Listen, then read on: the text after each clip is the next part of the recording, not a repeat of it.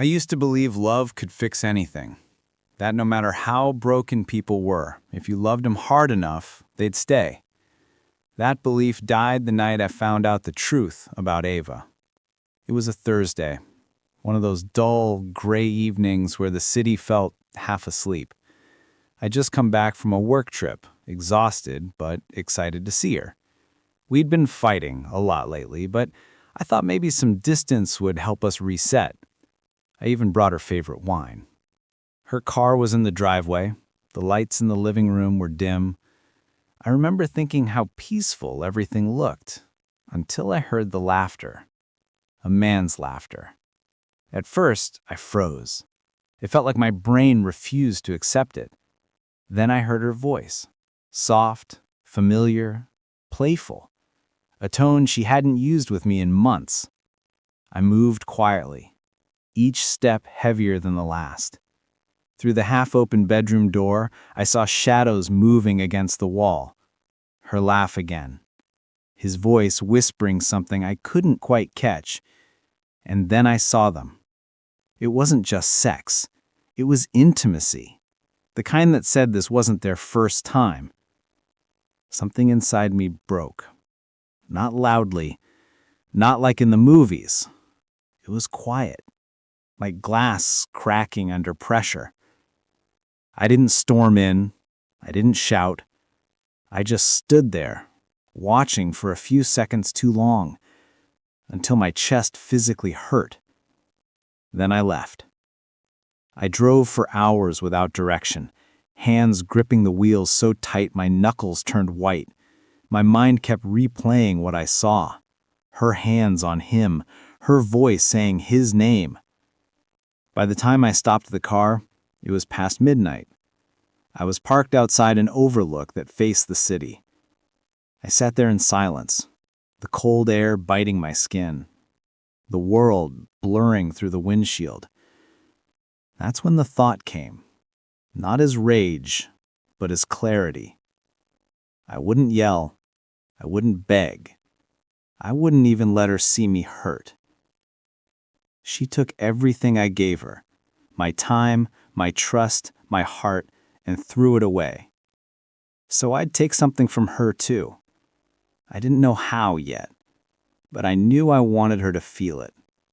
To feel the quiet kind of pain, the kind that eats you from the inside out. That night, I made myself a promise. She would never see it coming. The next morning, I woke up with the same hollow feeling I went to bed with, the kind that makes breathing feel like work. I didn't call Ava. I didn't text her. I wanted her to wonder where I was. I wanted the silence to start gnawing at her. By noon, she did call. "Ethan, where are you?" Her voice was trembling, carefully balanced between guilt and fear. "I just needed some air," I said calmly. "We'll talk later." And I hung up. That was the first lie of many. I wasn't getting air. I was planning. For years, Ava had been my entire world, my anchor. I built everything around her, our house, our future, my trust. But now every shared memory felt like a trap I'd built myself. And I was done being trapped. I started small. I logged into our shared cloud drive. Hundreds of photos, vacations, birthdays, anniversaries, all neatly categorized. Then, I deleted every single one. I transferred our joint savings into my private account. I knew her passwords. She never changed them.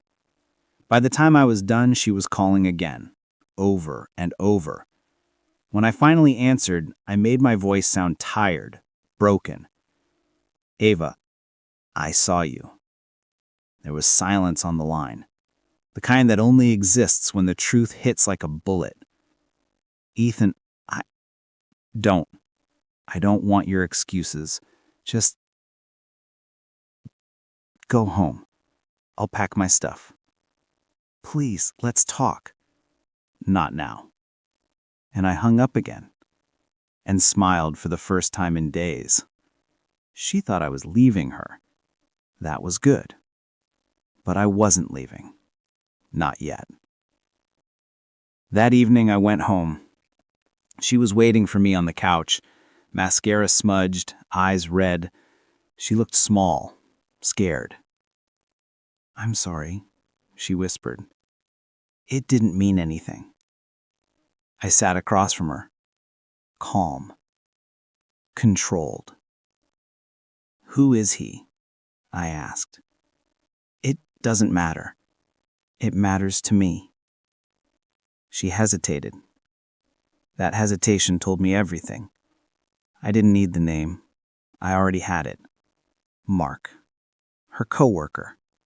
The same man she once swore was just a friend. "I'll stay at my brother's for a few days," I said, standing up. "We both need space." She nodded, relief washing over her face like she'd been forgiven. That's what made it perfect. Because while she thought I was walking away, I was already 2 steps ahead. I wasn't just going to take revenge. I was going to rewrite her life. Make her lose everything she took for granted. Her job, her security, her comfort. And when she was finally standing in the ruins of the life she built on lies, that's when I'd let her know it was me. The thing about rage is that it's useless if it's noisy. Noise gets you arrested. Noise gets you crying on couches and nothing changed. I learned that quickly. So I traded the flame for a scalpel. Quiet, precise, surgical. I called in favors. A college friend who owed me, a private investigator with a bad back and excellent discretion, a woman at the bank who hated sloppy audits. They all had one thing in common. They moved in places where people thought no one was watching. I told them one sentence and nothing more. Find me proof, not gossip. Proof. They understood what I meant. Elias, the PI, began by mapping routines. He tracked Mark's late-night exits, the restaurants that didn't appear on official invoices, the hotel that popped up on credit card statements. He took photos from a distance. No cinematic confrontations, just angles and metadata that wouldn't lie. Those photos arrived in my inbox like small, cold truths. Mark's car outside a motel at 2 a.m., Ava leaving with a scarf tied around her wrist like it was a talisman. 2 cups on a hotel bureau counter, with lipstick blotting one rim. My job was the architecture that held that evidence in place. I rewired our accounts as if I were an engineer making escape routes. I moved our savings into a trust under my name. I set up a dead man's switch of documents that would email copies of everything to a lawyer. Practical things.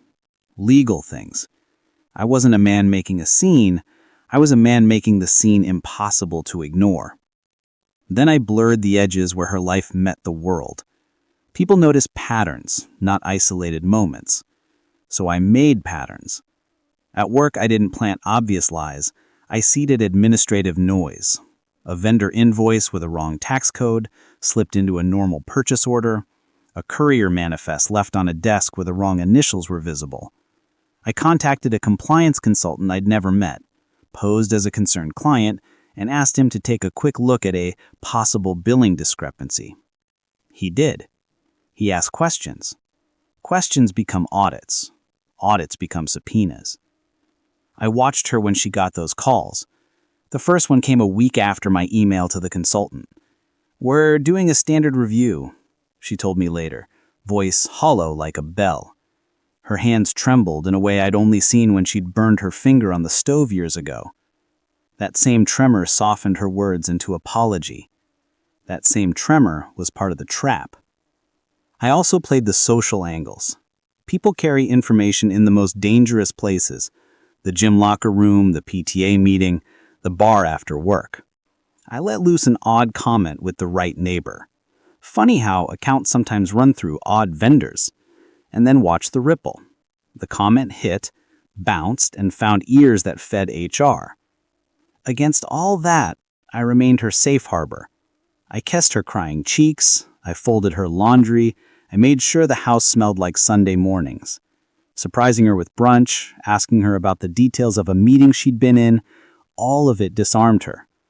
When she let her guard down, she left traces, a printed entertainer on the coffee table, a login left open on her laptop, a password sticky note in a kitchen drawer. One evening, while walking past Mark's building by accident, Elias called with that small, savage sort of triumph. He'd found a USB drive tucked behind a potted plant in Mark's office, the kind of thing a guilty man uses to keep his mess off company servers. The drive had a file named expenses_final.pdf. Inside were scanned invoices, names, and transfer authorizations. Cold, bureaucratic things that looked boring on the face of it, but when connected to dates and locations, turned into a ledger of deceit. That night, I sat with the PDF spread across the dining table like clinical evidence. I felt something I hadn't allowed myself to feel until